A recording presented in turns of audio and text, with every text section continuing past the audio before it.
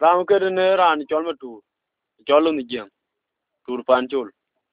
ga buket gwa buket je wan ku ran ga to ne gwa be ku ku ne man lo ba ko chol ran ti nyin man yen ga bijanga ni ga bijalo der go je mora ye der che to la ba kwa cha ye mi ya la ga ne ngadi gwe gura bu ton jalo ko jalo no aga gurbani aja beran ti Wayo gura da je wana je bagije adirigor malite magungulu kwa kure ma cheng magi kwa yen mamuno walan gura da je wana je bagije adirigor malite magungulu kwa kure ma cheng magi kwa yen mamuno walan Oga gorai po the wundan, on tier you gang no wundan, mamor wallan, undi the lolwa, a jijanya tieli tongue by. Undi the governor, your tigbarity. Fire, oga gorai po the wundan, on tier you gang no wundan, mamor wallan, undi the lolwa, a jijanya tieli tongue by.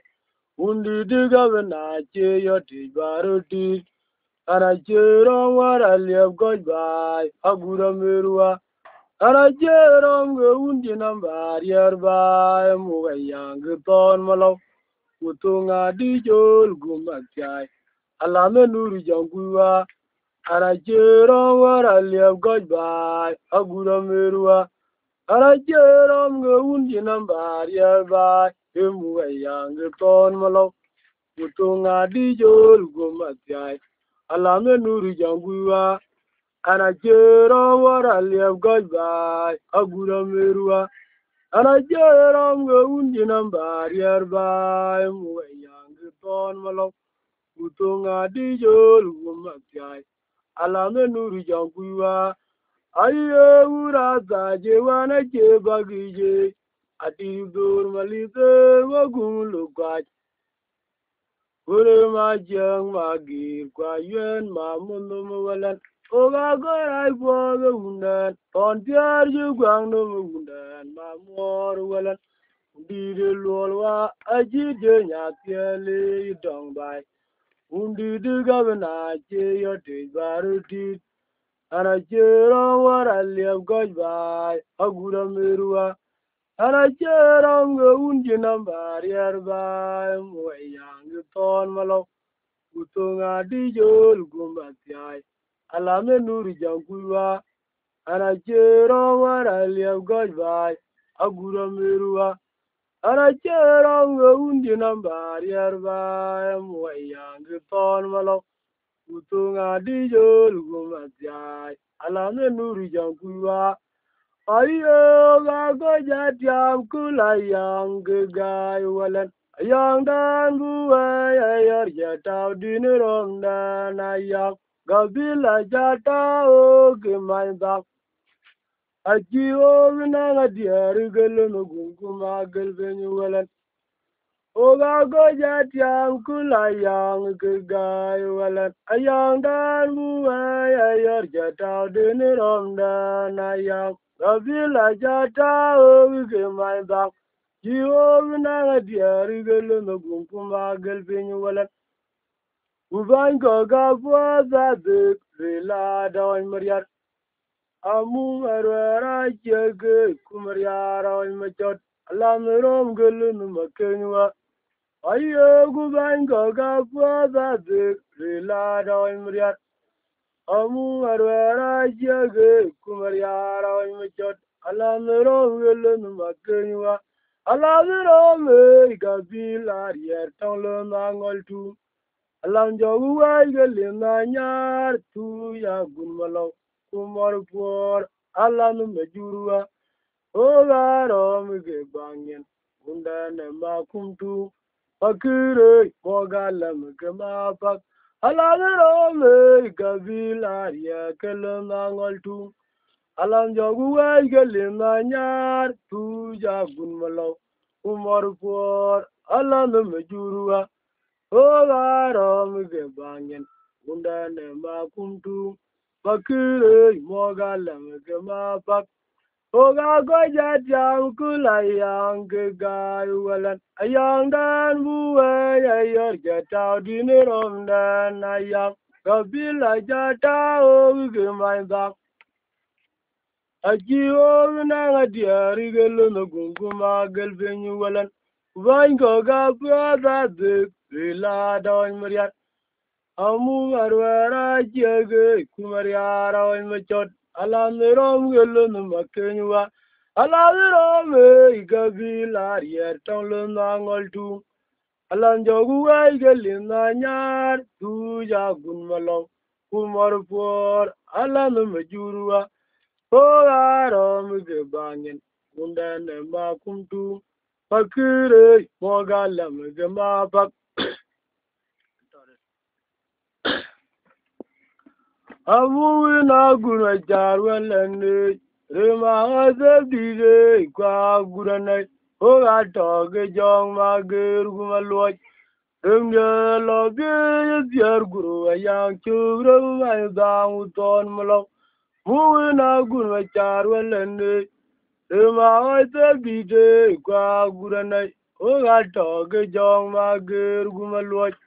emje lo bi dier guru ayang chuk rewa dang uton malo ema gudya dide muga yang kenya gunya kwa gunwa yor walan o galim wo tiam ge maryar gumba gelben walan on ma nyangwa gunmalit Awa gudya dide mugaya Kenya gunya kwa gunma yorwalan O gale nuwa tiam gumariar guma gelbeni walan Ton manyangwa gunmalit Una jida garu vere majong makur Kawai machot Unda na jije nyatiale Unda na jirbani gaje baye mnyara vinyiban O galana jadul Umagongwa Lanjo weye jokomilwe Kwa pagwa gurameri Ouna na jida garu mere majong makur Kawany machot Unda na jirje nyatiele Tuolda na jirben vije baye mnyara vinyiban Ogalana jadul Umagongwa Lanjo weye jokomilwe Kwa pagwa gurameri Muwe na guna charwalane Ema oite bide kwa gulane Oga toke jong ma ger gumalwaj Remge lo bide dier guru ayang chure ngay da uton mulo Muwe na guna charwalane Muwe oite bide kwa gulane Oga toke jong ma ger gumalwaj Remge la bi dier guru ayang chuk Remge dang uton malo Ema gudya dide mugayang Kenya gunya kwa gunwa yorwalan O alinu watiam gemriar guma gelbenyu walan Ton menyang kwa gunmalit Una jida garu mere majong makur Ay mechot Una na jije nyatiale Tolda na jirban vije baye mnyara vinyiban Ogalan na jadul umagongwa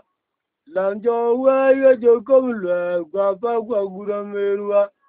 Una na jida garu mere majong makur Kawany machot Una na jije nyatiale Tolda na jirban vije baye mnyara vinyiban Ogalan na jadul Umagongwa Lanjo weye jokomilwe Kwa pagwa guramer Bagurwa didigan Tiargan mak Ouro nga gon ba ye yundi de lol wa ge ton dang numbur jewan ajir bil pami kwa jira na til domal dang tunga dijul Ouro nga gon ba ye yundi de lol wa ge ton dang numbur jewan ajir bil pami kwa jira na til domal dang tunga dijul Ouro nga gon ba ye yundi de lol wa ge ton ngang numbur jewan aji bil pami kwa jira na tir dong mai ba kunga dijul Lên con agalo jang wa ku. Anh cái jaguar. Cái jaguar cái jaguar.